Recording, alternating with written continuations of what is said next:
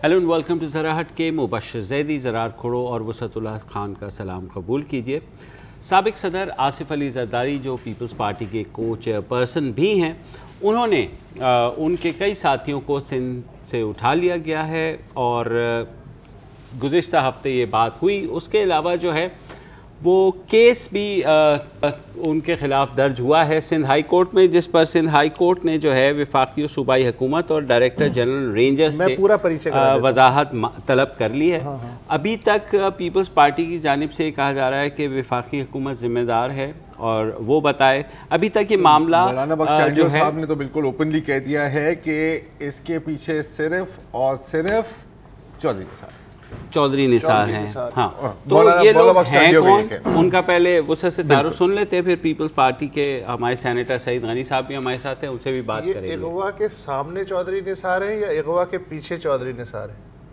आगे पीछे होगा मुझे नहीं पता। हाँ, ये जो लोग जी उठाए गए हैं या गायब हुए हैं, जो भी कहते हैं, इनमें सबसे जो प्रोमिनेंट नाम है वो है ग़ुलाम कादिर मरी साहब। कहा जाता है कि वो आसिफ ज़रदारी के जो ज़रई ज़मीनें हैं टंडू अलायार, सांगड़ और बदीन में, उनका इंतज़ाम संभालते हैं। और अभी आसिफ ज़रदारी साहब ने एक दो दिन पहले एक चैनल से बात करते हुए उन्होंने कहा मेरे फार्म मैनेजर को उठा लिया गया है।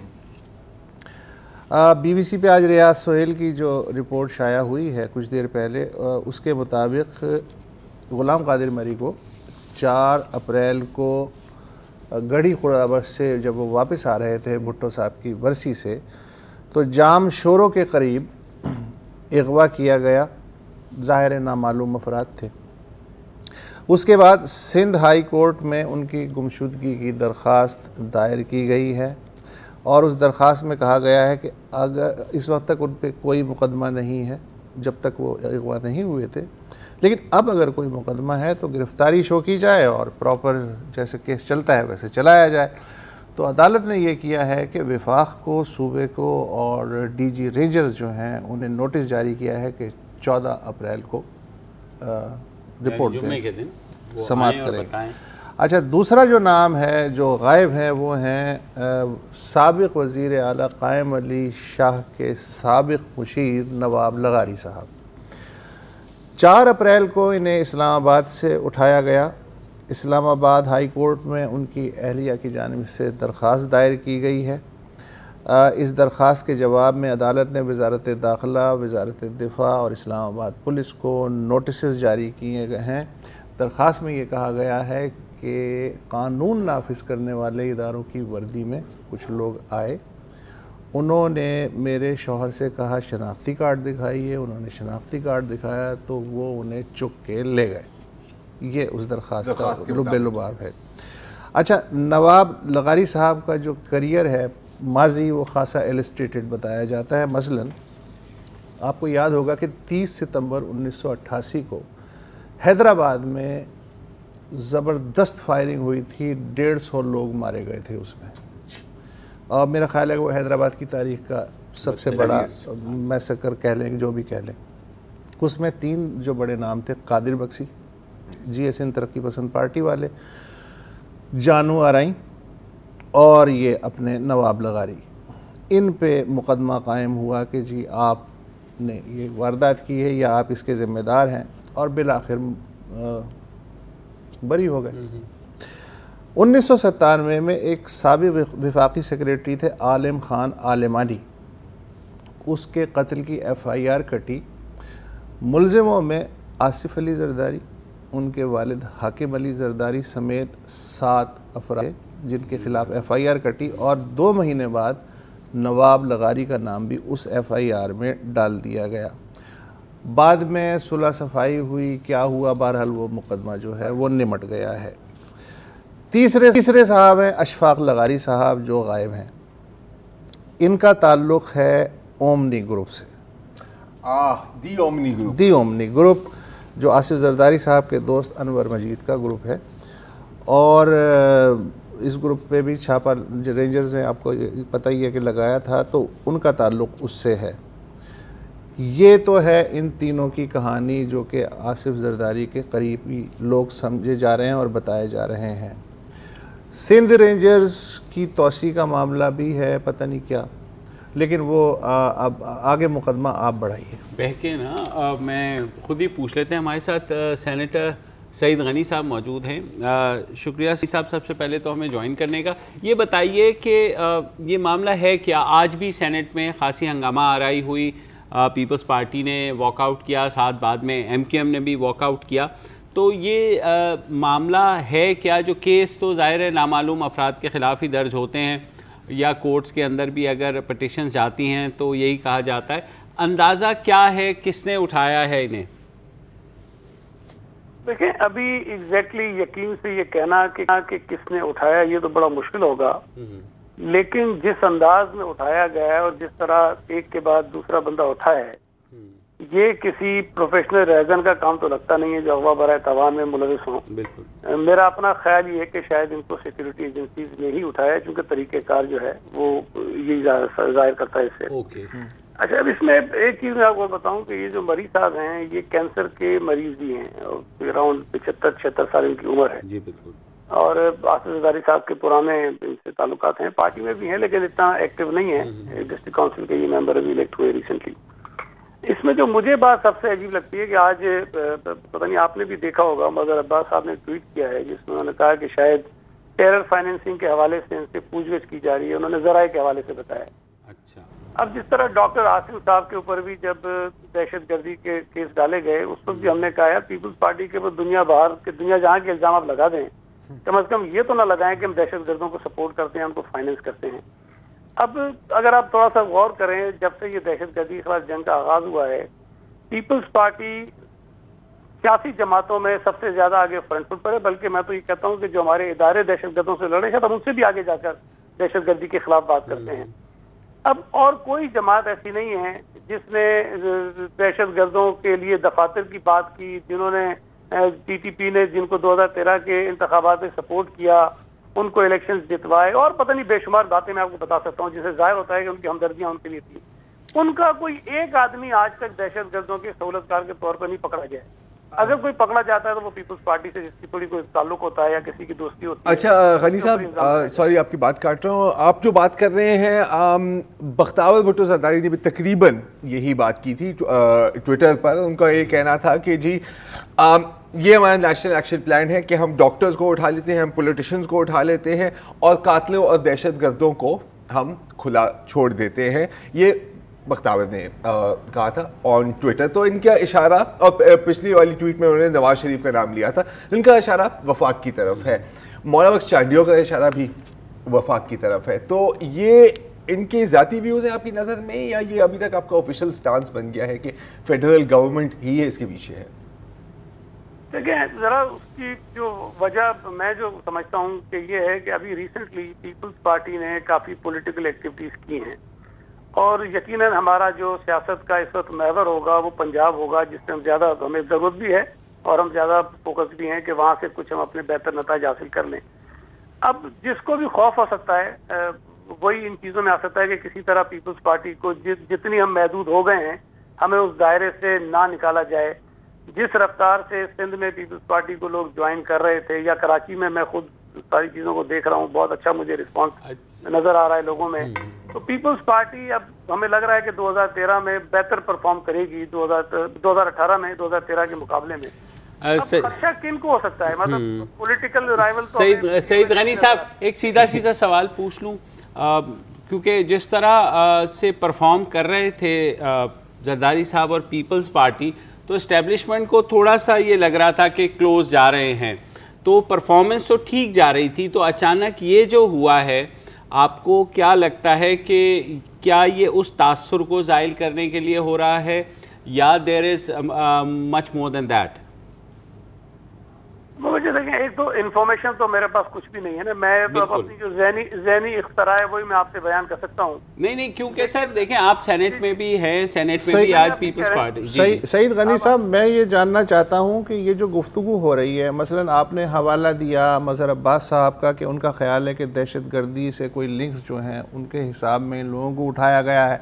आप खुद ये कह रहे हैं और आपकी पार्टी के दूसरे लोग भी कि नवाज शरीफ खौफजदा हो गया है पंजाब में आपके इनरोड से, तो ये सारे मफरूज़े हैं, आपके हों या सहाफ़ियों के हों, या कोई कंक्रीट बात भी है इसमें?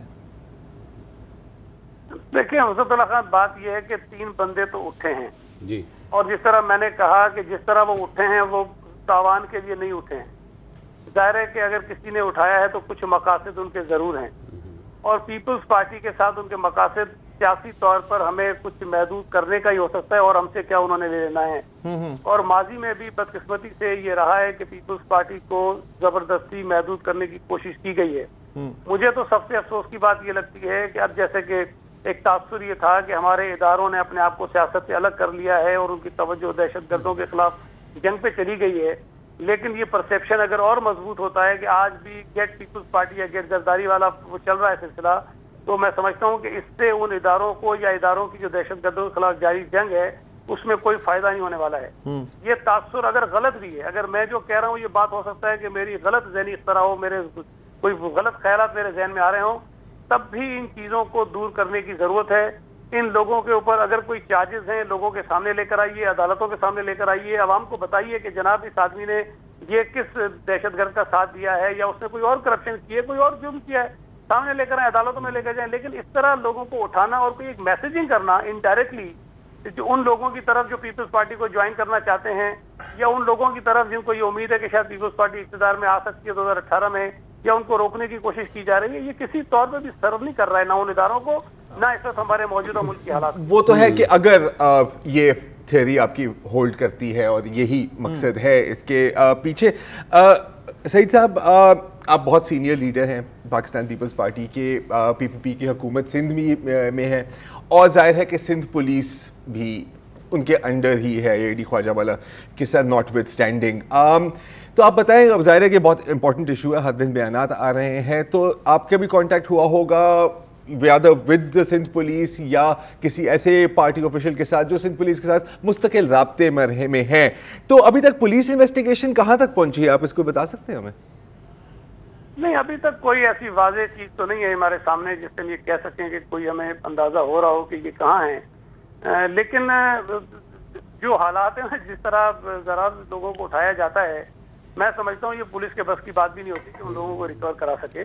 पुलिस अपनी जरूर तहकीक कर सकती है। अब जाहिर है कि एक कानून में दिया गया तरीक़ेकार है कि जी बंदा उठ गया, FIR दर्ज कर लो आप, लेकिन जिनकी तरफ मेरा इशारा है, जो मेरे जहन में बातें घुसी हुई है कि शायद सिक्योरिटी एजेंसी से उठाई है, तो पुलिस की इतनी सख्त नहीं है कि उनसे लोगों को निकाल सके। तो आपने वहां से चेक किया सर जहां से चेक करना चाहिए, मतलब कोई जाहिर है यहाँ पर वो कुछ लोग कर रहे होंगे, मेरा तो वो मैंडेट नहीं है, मैं उस तरफ नहीं, फिर भी सिंध की हद तक मैं बात कर रहा हूँ। जाहिर है विफाक तो बाद में जाएंगे ना, पहले सिंध में भी तो पैरेलल सेटअप है। तो आपने let me be straight, rangers से आपने चेक किया और उन्होंने कोई जवाब दिया पार्टी को? मुझे एग्जैक्टली नहीं पता, लेकिन मेरा ख्याल है कि चीफ मिनिस्टर साहब ने शायद कोई मालूमात ली जरूर होंगी। तो अब इस सूरत हाल में देखिए, पहले ये कहा जा रहा था कि शर्जील मेमन साहब और अयान अली और ये एक ऐसे केसेस हैं, और जब ये बेल हो गई, अयान चली गई, शर्जील साहब वापस आ गए, तो फिर और डॉक्टर आसिम का भी मामला हो गया, तो ये कहा जा रहा था कि पीपल्स पार्टी शायद कुछ थोड़ी सी करीब आ रही है या उसके मामलात सॉल्व हो गए हैं, तो उस वक्त हाँ, या कोई सेटलमेंट हुई है, तो उस वक्त कुछ ऐसा तासुर आपको भी लग रहा था कि चीज़ें बेहतरी की तरफ जा रही हैं, और ये जो कुछ हुआ है ये अचानक हुआ है या ये एक्सपेक्टेशन थी? नहीं, मुझे बिल्कुल ये, क्योंकि मुझे पता था कि कोई ऐसी चीज़ नहीं है। अब डॉक्टर आसिम के लिए लोग ये कहते हैं कि जी उनको रिलीफ मिल गया, लेकिन उनके केसेस को तो देखे, उसमें है कुछ नहीं भाई। उससे 19 महीने मुफ्त में मतलब भुगता है, और वो केसेस जब चलेंगे वो बरी हो जाएंगे। शर्जील मेमन का केस जो है वो वापस आया है पाकिस्तान के अंदर कि जी मैं सामना करना चाहता हूँ अदालतों का, और अभी तक केस उसका चला नहीं है, कुछ नहीं पता। मुमकिन है कि कल शर्जील की बेल कंफर्म होती भी है कि नहीं होती, और उसके साथ आगे क्या होता है, वो तो वापस आया है।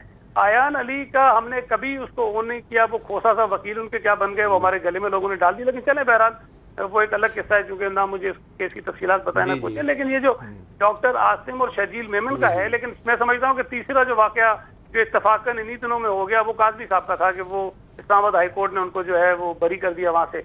अब लोग इसको सिर्फ एक ही तनाजुर से देखते हैं कि जी इन लोगों ने जुर्म किया था और इनको रिलीफ मिल गया, मैं इसको दूसरी तरह नहीं सर, इसमें इस तनाजुर में तो हम बात कर ही नहीं रहे ना। मैं तो एक बात कर रहा हूँ कि इस सारी सूरत हाल में जब ईंट से ईंट बजा करके जरदारी साहब बाहर गए थे, उसके बाद से एक फ़ज़ा ऐसी बनी थी और उसी तनाजुर में उनके आने से ऐसा तासुर मिला था जैसे डील हो गई है और अब पार्टी को काम करने का मौका मिल जाएगा। कहने का मकसद ये है खान साहब उसी दिन जो है वो ओमनी ग्रुप पे छापा भी पड़ गया था, उसके बाद आपने वो चाहे कुछ दिखाया भी था, वो तो एक इस्तकबाली काम था।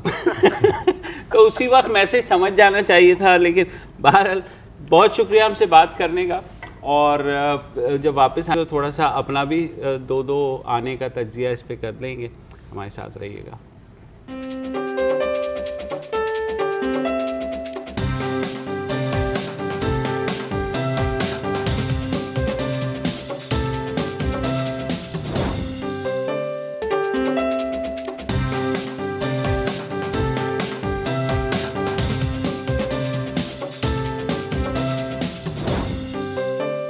Welcome back. अब क्योंकि हमने सियासी हारमोनियम बजाना शुरू कर ही दिया है तो बड़े खान साहब से पहले तज्जिया ले लेते हैं कि जनाब आप बताएं। यार वो मुझे अपने एक वो याद आ रहा है, मुहावरा जहन में नहीं आ रहा, लेकिन उसका लुब्बे लुबाब ये है कि अगर बहू को सुनाना हो ना तो बेटी को डांटो। बिल्कुल। और बहू को कान हो जाएंगे। अब मसला यह है कि कल मैं देख रहा था मौला बख्श चांडियो साहब की प्रेस कॉन्फ्रेंस वैसे वो। अच्छा, मुझे उन पे ना पता है तरस आ रहा था। अच्छा, अब वो ये कहें, वो बार बार पूछे एंकर के साहब पुलिस को तो पता होगा, किसने बताया? नहीं साहब, पुलिस को भी कुछ नहीं पता है। अच्छा, फिर उसने कहा कि आपके ख्याल में क्या, वो चौधरी निसार का नाम ले रहे हैं या उसका नवाज शरीफ की हुकूमत को कोस रहे हैं, ये है वो है। अब उससे आगे जाहिर है कि कैसे जाएं। तो आज कुछ मामला सईद गनी ने थोड़ा सा वाज़े करने की कोशिश की है, जो कि हमारे जहन में जाहिर है कि एक सवालिया निशान के तौर पे होता है, इसलिए कि पैटर्न जो है बिल्कुल पैटर्न, उसमें तो फिर जाहिर है कि ये अकेले बंदे दाते काम नहीं ना। हाँ, लेकिन वही सवाल अब आपके सामने भी मैं यही रखता हूँ कि जिस तरह से पीपल्स पार्टी परफॉर्म कर रही थी कि जस्ट टू सॉफ्टनिंग अप, एक वो जो है कहाँ परफॉर्म कर रही थी वैसे? मतलब सर क्या बात जिस तरह परफॉर्म करनी थी तो कोई को छेड़ दी कोई नहीं है। जो परफॉर्म कर रही थी वो परफॉर्मेंस में यहाँ नहीं दिखा सकता, लेकिन ये है कि यार ऐसी परफॉर्मेंस पे बंदे तो नहीं उठाए जाते। देखिए बल्कि बंदे उल्टा दिए जाते हैं। यार कुछ बेहतर परफॉर्म करने से नेपोलियन साहब ने कहा था कि जब आपका दुश्मन गलती कर रहा हो तो कभी उसको रोकना है। हाँ, एनीवे एक और नैरेटिव है और ये बेसिकली पीपीपी का ही नैरेटिव है कि ये एक गेट जरदारी स्कीम है, ठीक है। गेट जरदारी स्कीम का फेज 1 था, बाय 1 गेट 2, वो अपनी फेज 1 इसका ये था कि आप फॉर एग्जांपल डॉक्टर आसिम को आपने उठाया, अब आपने जो केसेस उसके ऊपर किए वो सईद वली साहब बिल्कुल सही कह रहा था, देखो वो नथिंग, हमने भी खुद का अपनी तारीफ नहीं करनी चाहिए यार, इसलिए कि वो केस जो है ना जब तैर रहा हो ना खला में तो आपको पता लग ही जाता है कि ये पॉलिटिकल है, ये सियासी केस है या ये ओरिजिनल केस है या एज अ बार्गेनिंग थिंग कि हम इसको इतना प्रेशर डालेंगे कि ही विल सिंग और मे बी कुछ ऐसी इंक्रिमिनेटिंग बात कर देगा अबाउट द टॉप गाय जिसको फिर हम यूज कर सकते हैं। अब अगर वो फेज 1 फेल हो गया तो अकॉर्डिंग टू दिस नैरेटिव ये उसका फेज 2 है कि इनको उठाओ, इनको थोड़ा हिलाओ और हो सकता है कि जेब में से कुछ गिर के निकले और फिर आप उसको यूज कर सकते हैं। अच्छा, अब यूज करने का भी क्या मतलब है?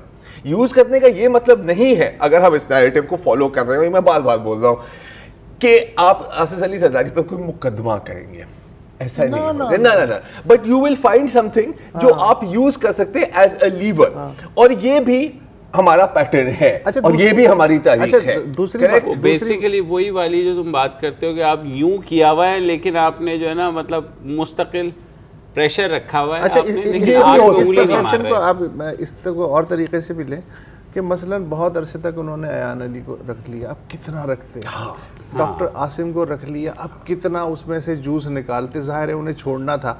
अब जो पिंजरे में खाली जगह हुई है, प्रेशर भी तो रखना है ना, तो नए 3 पकड़ लिए। ये भी है, तो प्रेशर कंटिन्यू है, शक्लें बदल रही हैं। हाँ, लेकिन प्रेशर है क्यों? मुझे प्रेशर का मकसद क्या है? ये मुझे लगता है कि ईंट से ईंट का गुस्सा अभी तक गया नहीं। हाँ, वो तो इससे आगे है ना, उससे आगे है। मेरा अपना ज़ाती ये ख्याल है कि जो कि ये किसी चिड़िया की उस पर नहीं कह रहा, जो मेरी थोड़ी बहुत मुलाकातें हुई थी, यही कहा जा रहा है कि इलेक्शन के आसपास ये प्रेशर को इस तरह सस्टेन करके लिया जाएगा, जो एक रोमांस है ना यार एक जो बड़ी पार्टियों का। हाँ यार सॉरी, अभी आपने यही जो बात की ना रोमांस की और प्रेशर की, और पहले आपने कहा ना कि परफॉर्मेंस, उन्होंने कहा कि परफॉर्मेंस तो इतनी शानदार थी कि आपको डिस्टर्ब करने की जरूरत ही नहीं थी।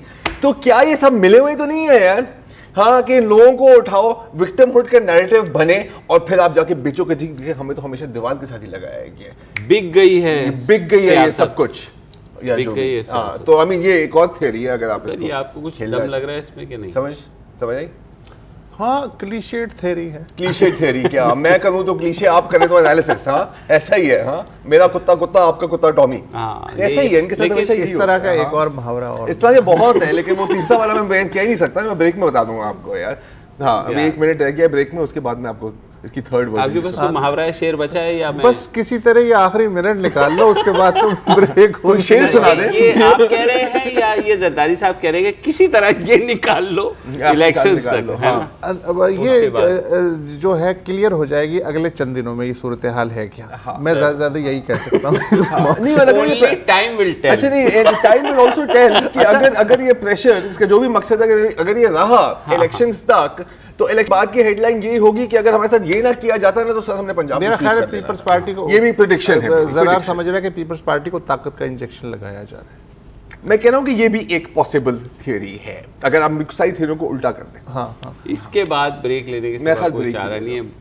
आप न्यूज़ अपडेट्स देखिए, वरना ये मजीद ऐसी ही बातें करेंगे। ऐसे ही हम जो है ना चप्पल मारेंगे। भारत एक ब्रेक के बाद वापस आते हैं।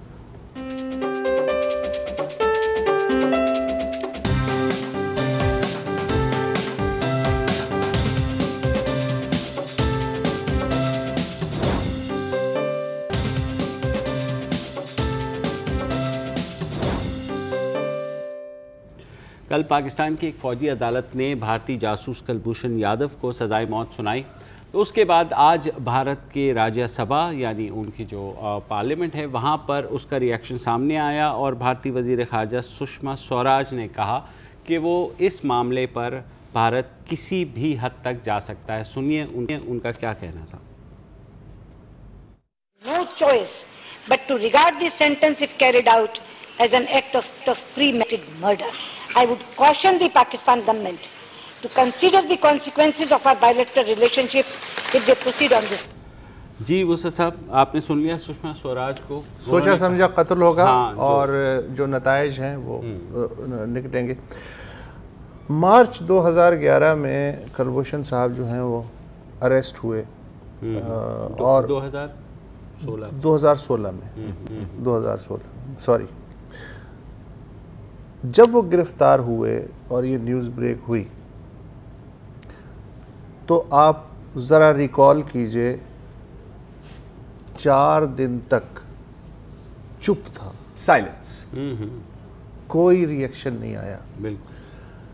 पहला रिएक्शन ये आया हिंदुस्तान की तरफ से कि बहरिया में हमने छान फटक की है, कोई अफसर नहीं है कुलभूषण यादव के नाम का।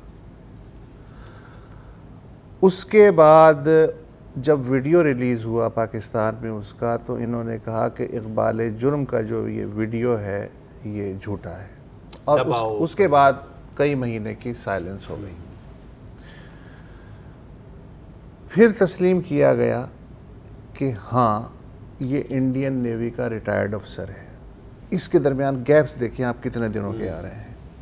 अच्छा, अब जाहिर है कि जब फांसी की सज़ा हो गई है तो सुषमा स्वराज साहिबा राज्यसभा में ये कह रही हैं कि कुलभूषण भारत का बेटा है। ठीक है, बिल्कुल है, उसे बेहतरीन वकील फराहम किए जाएंगे, ज़ाहिर है उसका हक़ है, उसे फराहम किए जाने चाहिए। और ये कि सदर ममलिकत जो है पाकिस्तान के, उन समेत हर सतह पर मामला उठाएंगे। उन्होंने ये भी कहा कि वो जासूस नहीं था, उसके पास वैलिड वीज़ा था, उसे अगवा किया गया, ये इन्होंने कहा। अच्छा, मैं ये बात इनकी 100% मान लेता हूँ सुषमा स्वराज की, कि वो जासूस नहीं था, उसे अगवा किया गया, उसके पास वैलिड वीज़ा था। लेकिन टाइम्स ऑफ इंडिया में एक ख़बर में पढ़ रहा था कि खलभूषण ने जिस पासपोर्ट पे सफ़र किया जो पुणे से जारी हुआ, उस पे उसका नाम था हुसैन मुबारक पटेल। अगर ये जासूस नहीं था, अगर ये वीज़ा वैलिड था, तो खलभूषण यादव के नाम से पासपोर्ट बनाया जा सकता था। अब भी तो नाम जाहिर है उसका है ना, ये जो असल नाम है। खैर, इसको छोड़ें। अब यह है कि अंडरस्टैंडेबली सब इंडिया में एक पेज पे हैं और होना भी चाहिए। कल लोकसभा और राज्यसभा में एक मुश्तरका करारदाद भी पेश की जाने वाली है, जिसे सुषमा स्वराज और जो साबिक कांग्रेस की हुकूमत में साबिक नायब वज़ीर ख़ारजा हैं और साबिक deputy secretary general United nation Shashi Tharoor, उन्होंने मुश्तरका तौर पे तैयार किया है। जिस तरह इंडिया में अब सब वन पेज पे हैं, एक कौमी मसला बन चुका है, उसी तरह पाकिस्तान में आप देखें कि परवेज़ मुशर्रफ से लेके और मुस्लिम लीग नून और आसिफ जरदारी तक जी इस मामले पे सब एक पेज पे हैं। कल तक हमें ये नहीं मालूम था कि जी फौजी अदालत ने जो सज़ा सुनाई है, चार्जशीट क्या है, कब मुकदमा चला हुआ, तो आज ज़रा सी खिड़की ख्वाजा आसिफ जो हमारे वज़ीर दिफा हैं उन्होंने सेनेट में खोली, अभी भी थोड़ी सी खिड़की खोली है। उनका कहना है कि मेरी इत्तलात के मुताबिक, वज़ीर दिफा भी यकीन से नहीं कह रहा, मेरी इत्तलात के मुताबिक तकरीबन 3 महीने मुकदमा चला है। और फिर ये जो एक डिबेट थी कि जी ओपन ट्रायल भी हो सकता था, सिविलियन कोर्ट में भी हो सकता था, तो इसका जवाब उन्होंने ये दिया कि जी ओपन ट्रायल पे आप जो चाहे राय कायम करें, ये उन्होंने एक चैनल को कहा। मगर बाज़ चीज़ें कौमी सलामती के पेश नज़र ज़ाहिर नहीं की जा सकती क्लियरली, और ये है कि फिर कोर्ट मार्शल जो है, वो भी जो कोर्ट मार्शल के उसूल हैं जो एक पाकिस्तानी पे लागू होते हैं, वही खलभूषण पे भी हमने लागू किया।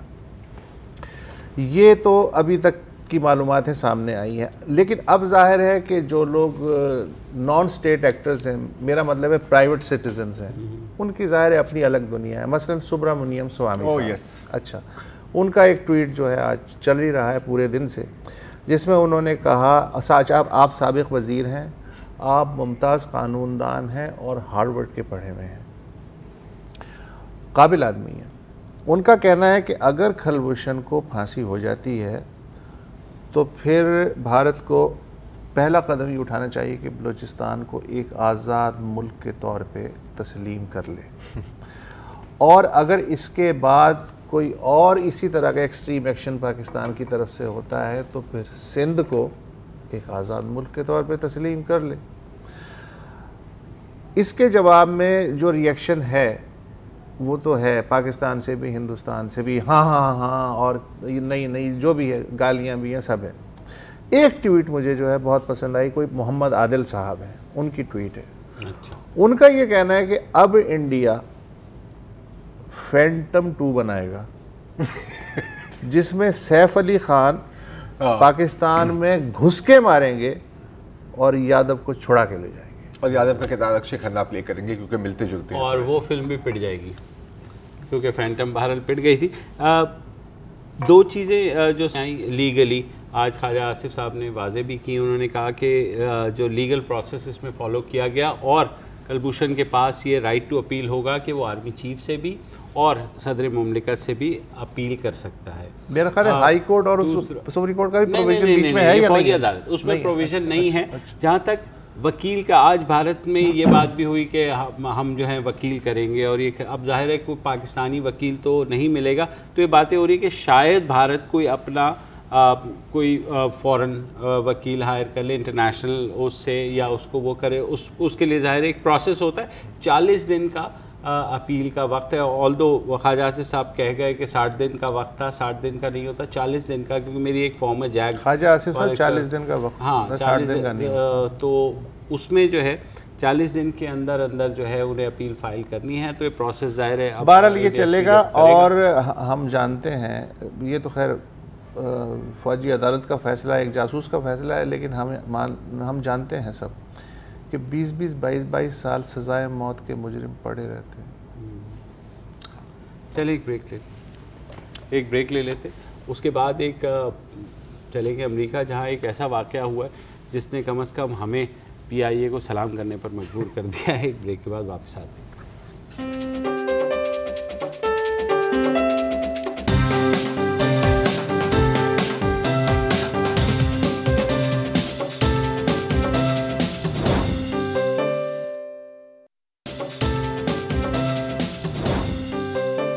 Welcome back.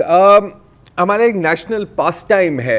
एक तो हमारा नेशनल पास टाइम क्रिकेट देखना है और अभी भी क्रिकेट मैच चल रहा है, यकीनन आप वही देख रहे होंगे। लेकिन एक और हमारा नेशनल पास टाइम ये है कि हम PIA को बहुत बुरा भला कहते हैं और किसी से भी बात करो, PIA का जिक्र करो तो कोई ना कोई अपनी कहानी सुनाने लग जाता है कि जी मेरी सामान गुम हो गया, मेरी फ्लाइट लेट हो गई, मेरी टिकट कैंसिल हो गया, वगैरह वगैरह वगैरह। यकीनन ये सब कुछ होता है, लेकिन कम से कम वो आपकी कुट तो नहीं लगाते प्लेन के अंदर, आपको घसीट के बाहर तो नहीं निकाल देते, इतना नहीं करते। और ये इसकी हम की बात क्यों कर रहे हैं? क्योंकि अमेरिका में एग्जैक्टली ये ही हुआ है। यूनाइटेड एयरलाइंस वहां का एक प्राइवेट एयरलाइन है और वहां पर एक साहब डेविड डाओ, जिनका वीडियो भी अभी हम चला देंगे, उनको, और 69 साल के थे वो, वियतनाम से हैं, उनको घसीट कर पीट कर प्लेन से बाहर फेंका गया है।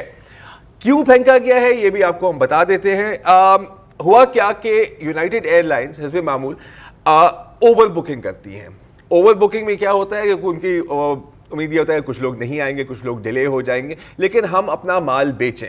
फ्लाइट फुल थी और एकदम पता लगा कि जी यूनाइटेड एयरलाइंस के 4 एम्प्लॉयज, जिसमें 2 एयर होस्टेसेस और 2 पायलट्स थे, उनको पहुंचना था इलिनॉय के शहर। अब मसला है कि सीटें नहीं है, तो यूनाइटेड एयरलाइंस की एक नुमाइंदी गई, उन्होंने कहा कि जी हमें वॉलंटियर्स चाहिए और हम आपको $400 देंगे। किसी ने इनकार किया, उन्होंने कहा कि चलो $800 दे देंगे और होटल में भी रख देंगे, या और क्या चाहिए तुम्हें, जान लोगे क्या? उस पर भी आने वाले हैं हम, जान लेने पर। तो लोगों ने कहा कि नहीं जी, हम तो नहीं जा रहे। तो उन्होंने कहा कि यार देखें, या तो आप खुद माने या तो फिर हम आपको मनवा लेते हैं। तो पहले वो गए एक और कपल के पास, उनको कहा कि जी देखें आपको हमने सेलेक्ट किया है रैंडमली, आप निकल जाएं। तो खुश तो नहीं हुए, लेकिन वो चले गए। फिर वो गए डेविड डाओ साहब के पास। अब डेविड डाओ साहब वहाँ पे बैठे हुए थे। डेविड डाओ साहब ने कहा कि मैं तो नहीं जा रहा जी, मुझे घर पहुँचना है, मुझे कल काम है। तो उसके बाद उन्होंने किसी और मुसाफिर से पूछा? नहीं, वापस फिर उसके बाद दोबारा कोई मान ही नहीं रहा। अच्छा। फिर उसके पास दोबारा आए, उन्होंने कहा जी मान ले। उसने कहा नहीं। तीसरी दफा आए तो वो आखिरी दफा कह रहे हो मान जाओ। और यूनाइटेड के जो तर्जुमान, उनका कहना है कि जी हमने 3 दफा पूछा उससे, आखिरकार उसने ना किया। तो हमने क्या किया कि हमारे पास और कोई चारा नहीं था, हमने पुलिस को बुलाया। तो 3-4 पुलिस अफसर वहां पर पहुंचे, टैकल किया बेचारे को, नॉकआउट किया, घसीट कर आइल में उसको ले गए। फिर वो बाहर निकले, बाहर से वो वापस भाग के अंदर आया। कहीं ना कहीं, अब ये मुझे नहीं पता कि उसको सीट लगी जब घसीटा जा रहा था या उसको पंच लगा, लेकिन वो लहू लुहान भी हो गया। और बेचारे की एक बहुत दर्दनाक वीडियो है, वहां खड़ा हुआ है शौक में और कह रहा है जस्ट किल मी, जस्ट किल मी, जस्ट किल मी। हमारे एयरलाइन वाले तो कर्टियस है, वो कहते हैं खड़े होके आ जाओ, खड़े होके ना जाओ यार, लेट के आ जाओ, सीट के नीचे बैठ जाओ। अगर कद छोटे है तो बैगेज कंपार्टमेंट में तुम फिट आ सकते हो, हैंड कैरी की तरह। जो भी है, हम बाथरूम में भी बिठा दें लोगों को यार, ऐसे कोई मसला नहीं। हम खुले डुले लोग हैं सर, इनकी तरह नहीं है। अच्छा, तो ये हो गया। और जो बाकी पैसेंजर्स थे फ्लाइट पर, जाहिर है कि हर बंदे के पास फोन है और फोन में कैमरा है, उन्होंने वीडियो खींच लिया, वीडियो फेसबुक पर अपलोड हो गया और एक हंगामा मच गया पूरी सोशल मीडिया पर। अब सबसे ज्यादा हंगामा की पहली जो रिपोर्ट थी वो था कि ये है चाइनीज, ठीक है। तो चाइनीज की जो सोशल मीडिया प्लेटफॉर्म है वीबो, वो तो क्रेजी हो गए। उन्होंने कहा कि जी आज से हम कोई या इस एयरलाइन पर ट्रैवल ही नहीं करेंगे। और यूनाइटेड की बहुत बिजनेस है चाइना के साथ। सुना बहुत नुकसान हुआ है। $900 मिलियन एक दिन में शेयर प्राइस की कुल वैल्यू डिक्लाइन हुई है। ऑलमोस्ट $1 बिलियन, हो सकता है कि वहां तक भी पहुंच गया हो। $900 मिलियन की कुट, $900 मिलियन की कुट है ये, ठीक है। अच्छा, अब जाहिर है कि ऐसा जब भी होता है तो सबसे ज्यादा खुश कौन होते हैं? आपकी कंपटीशन यार, ठीक है। कंपटीशन में एक बहुत ही खूबसूरत एक एड दिया है साउथ वेस्ट एयरलाइंस ने, ठीक है। और साउथ वेस्ट एयरलाइंस का एड है, ये लिखा हुआ है वहां पे, आप देख सकते हैं। हम अपनी कंपटीशन को मारते हैं, आपको नहीं। ठीक है। रॉयल जॉर्डेनियन एयरलाइन ने भी एक एड निकाला है इस तरह का, और इसमें एक थोड़ी वजाहत करूं कि वहां पे सिगरेट बनाया हुआ है, और इंग्लिश में सिगरेट का कश लेना कहते हैं टेकिंग अ ड्रैग। तो सिगरेट वहां पे दिखा रहे हैं रॉयल जॉर्डेनियन एयरलाइंस, और वहां पर कह रहे हैं any kind of drags are forbidden on this plane. ठीक है, लेकिन सबसे ज्यादा मिट्टी पलीत कहाँ होती है सर? वो होती है सोशल मीडिया पर, ट्विटर पर। तो एक हैशटैग निकला है न्यू यूनाइटेड एयरलाइन मोटोस के, मतलब इनके नए स्लोगन। तो एक बंदे ने कहा हमारे पास बिजनेस क्लास भी है, इकोनॉमी क्लास भी है और फर्स्ट एड की क्लास भी है। ठीक है, दूसरे बंदे का कहना है कि आपको कौन सी सीट चाहिए, विंडो सीट, आइल सीट या व्हीलचेयर की सीट। तीसरा बंदा आ गया early boarding, land late boarding या वाटर बोर्डिंग, हम कुछ भी कर सकते हैं। ठीक है, और फिर क्या अगर हम आपके साथ ये कर सकते हैं, सोचो कि आपके सामान के साथ हम क्या करते हैं।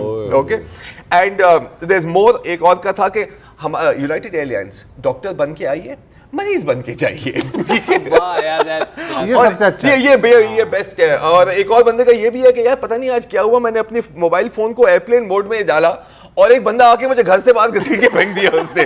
ठीक है, तो दिस इज व्हाट हैपेंड। ये तो भुगतना पड़ेगा। अच्छा यार, अब इसके साथ जो इंटरेस्टिंग बात है ना कि आप देखें कॉर्पोरेशन और मीडिया का जो नेक्सस होता है, क्योंकि एकदम इस खबर के बाद किस तरह की खबरें आने लगी कि यार ये जो बंदा है ना यार, ये बड़ा 2 नंबर किस्म का बंदा है। और एक तरह से है भी सही।